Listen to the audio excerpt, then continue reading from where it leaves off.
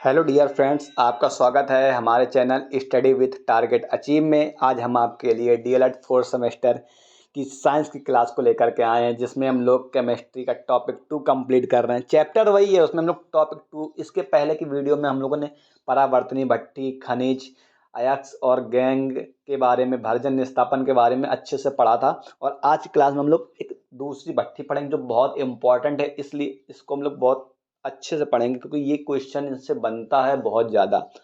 तो हमारी है वात्या भट्ठी। चलते हैं, वात्या भट्ठी होती क्या है। तो वात्या भट्ठी क्या होती है, तो देखिए, वात्या भट्ठी या ब्लास्ट फर्नेस, इसी को नाम दूसरा ब्लास्ट फर्नेस, एक प्रकार की धातु वैज्ञानिक भट्ठी है जिसे मेटालर्जिकल फर्नेस के नाम से भी जानते हैं। तो देखो, वात्या भट्ठी या इसी का दूसरा नाम क्या है, ब्लास्ट फर्नेस। ठीक है, तो इसी का दूसरा नाम है ब्लास्ट फर्नेस। ये एक प्रकार की क्या है, धातु वैज्ञानिक भट्ठी है जिसका इस्तेमाल हम लोग क्या करते हैं, आमतौर पर लोहे की जैसी औद्योगिक धातुओं का निर्माण करने हेतु या उनको पिघलाने हेतु हम लोग वात्या भट्ठी का प्रयोग करते हैं। तो आप वात्या भट्ठी का दूसरा नाम ब्लास्ट फर्नेस, ये क्या है, ये धातु वैज्ञानिक भट्ठी है जिसका प्रयोग हम लोग क्या करते हैं, लोहे जैसे औद्योगिक धातुएं होती हैं उनको गलाने के लिए, उनका निर्माण करने के लिए हम लोग इसका वात्या भट्ठी का प्रयोग करते हैं। तो चलिए वात्या भट्ठी को देखते हैं हम लोग। वात्या भट्ठी का फिगर बहुत इंपॉर्टेंट है हमारे लिए। तो देखिए, ये वात्या भट्ठी का फिगर पहले आपको दिखा देते हैं हम लोग। ये वात्या भट्ठी है, नीचे ये हमारा जो लगा होता है इसे बोलते हैं हम लोग टीवर, और ये होता है हमारा धातुमल। ठीक है, यहाँ का टेम्परेचर 1500 सबसे नीचे होता है, 1500 डिग्री सेंटीग्रेड, फिर 1200, फिर 800 से 1000 डिग्री सेंटीग्रेड, फिर 700 डिग्री सेंटीग्रेड। अभी हम आपको फिगर बिल्कुल अच्छे से दिखाते हैं, 1 मिनट वेट करिए ताकि आपको बिल्कुल आसानी से समझ में आ जाएगा। ठीक है, 1 मिनट दिखाते, अब देखिए आपको बिल्कुल अच्छे से फिगर समझ में आएगा। ठीक है, तो देखिए वात्या भट्ठी में ऊपर जो हमारी ये कीप लगी होती है, जो कि अभी हम आपको बिल्कुल, ठीक है, ये जो ऊपर कीप लगी होती है इसे हम लोग बोलते हैं स्किप। ठीक है, इसी के नीचे एक और लगी होती है उससे हम लोग बोलते हैं चार्ज, और जो जो तिकोना होता है उसे क्या बोलते हैं हम लोग, कोन। और इनसे क्या निकलती हैं, हमारी गैसें निकलती हैं।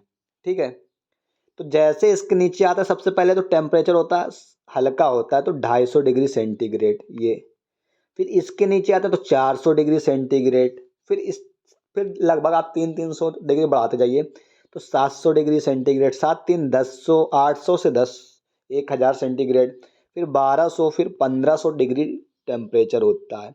और जो ये साइड में लगी हैं वहाँ पर भी परावर्तनीय भट्टी में भी ईंटें लगी थी, यहाँ पर भी जो उच्च ताप से ईंटों का स्तर होता है कि जितना भी टेम्परेचर देख लीजिए, इंसान हम लोग यहाँ रहते हैं तो 40 डिग्री में इतने गर्मी लगने लगती है, तो वहाँ पे 1000 डिग्री, 1500 डिग्री तक ऐसी टेम्परेचर होता है। तो उनको सहने के लिए उच्च ताप से ईंटों का एक अस्तर बनाया जाता है, दीवार टाइप की बना दी जाती है।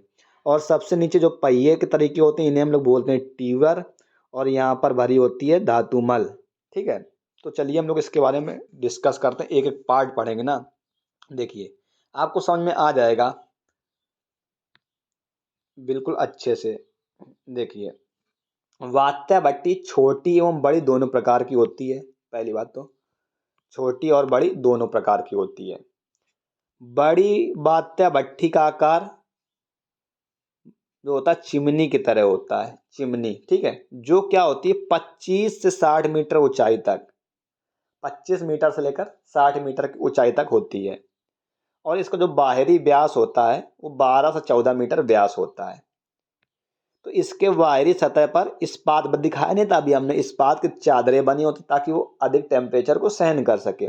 एवं इसकी अंदर की सतह अग्निशय ईंटों की बनी होती हैं। बाहर की सतह इस्पात मतलब लोहे की चादरों से बनी होती है, और अंदर की जो ईंटें लगी होती हैं वो अग्निशय ईंटें लगी होती हैं। ठीक, तो वात्या भट्टी दोनों प्रकार की होती है, छोटी और बड़ी।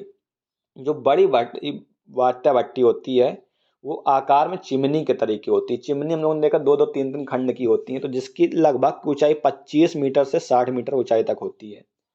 और इसका जो बाहरी व्यास होता है वो 12 से 14 मीटर का व्यास होता है। इसकी बाहरी सतह पर इस्पात की चादरों से प्लेट लगी होती है, मतलब कि चढ़ी होती है, इस्पात की चादरें होती हैं, और अंदर इसकी अग्निशय ईंटें की दीवार बनी होती है। अब इस भट्टी के 3 भाग होते हैं मुख्य। परावर्तनी में भी 3 थे, इसके भी 3 होते हैं। इसके 3 इंपॉर्टेंट हैं। ऊपरी भाग क्या होता है? ऊपरी भाग अभी हमने आपको बताया था, उसको क्या बोलते हैं? हापर कहते हैं। ठीक है, ऊपरी भाग को हम लोग क्या बोलते हैं?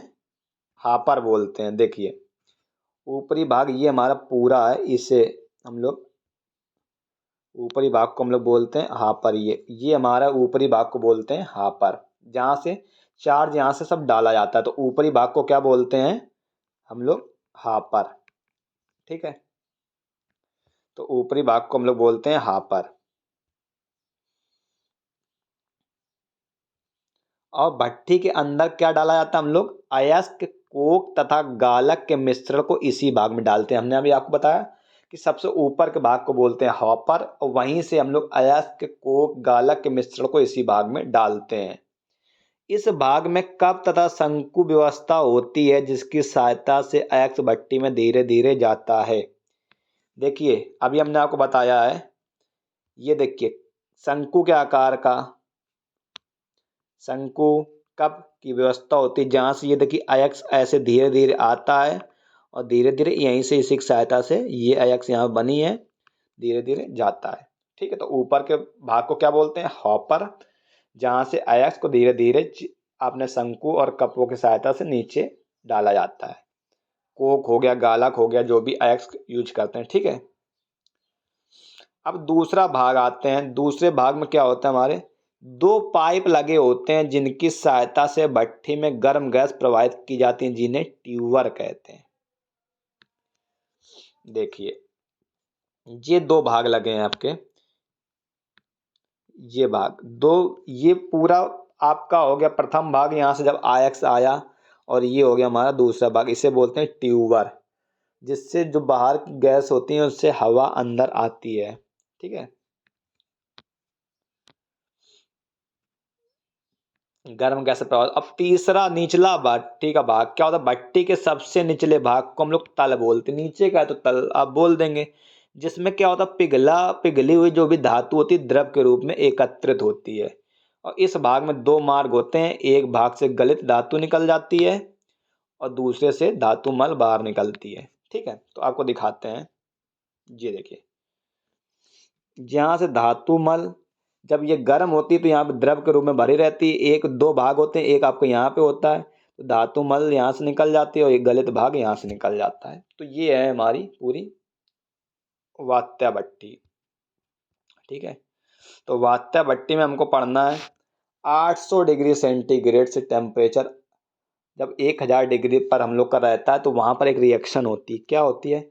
कैल्शियम कार्बोनेट CaCO3 है। जब हम लोग उसको 800 डिग्री सेंटीग्रेड पर गर्म करते हैं, तो वो calcium oxide plus carbon dioxide में टूट जाती है। ऐसे ही जब 1200 से लेकर 1300 डिग्री टेम्परेचर होता है, तो हम लोग कार्बन मोनोऑक्साइड को जब भी गर्म करते हैं, तो कार्बन डाइऑक्साइड और कार्बन में वो टूट जाता है। ठीक है, तो 800 कहाँ टेम्परेचर था? आपने देखा है वात्या भट्टी में 800 आपका टेम्परेचर, ये 800 और 1200 यहाँ पर। तो यहाँ पर 2 रिएक्शन होती हैं, जो भी कि हमने आपको बता दी हैं। और तो ये इस क्लास को हम लोग यहीं पे फिनिश करेंगे। और इस क्लास में हम लोगों ने अच्छे से वात्या भट्टी को अच्छे से डिस्कस कर लिया। तो हमारी दोनों भट्टियाँ कंप्लीट हो गई, परावर्तनी भट्टी, वात्या भट्टी। अब कल इसमें थोड़े से 2 क्लास के और पार्ट हैं, उनको भी कंप्लीट करके हम लोग अपना केमिस्ट्री के दूसरे चैप्टर में चलेंगे। उम्मीद करते हैं कि आपको ये वीडियो पसंद आई होगी। और अगर हमारी ये वीडियो पसंद आई हो तो लाइक कीजिए, शेयर कीजिए, हमारे चैनल को सब्सक्राइब कर लीजिए। डिस्क्रिप्शन में आपको टेलीग्राम का लिंक दिया गया है, आप वहाँ से हमारे टेलीग्राम चैनल से जुड़ सकते हैं, जहाँ पे आपको DELED 4th सेमेस्टर के ऑल नोट जितने भी होंगे PDF आपको अवेलेबल करा दी जाएगी। Thank you.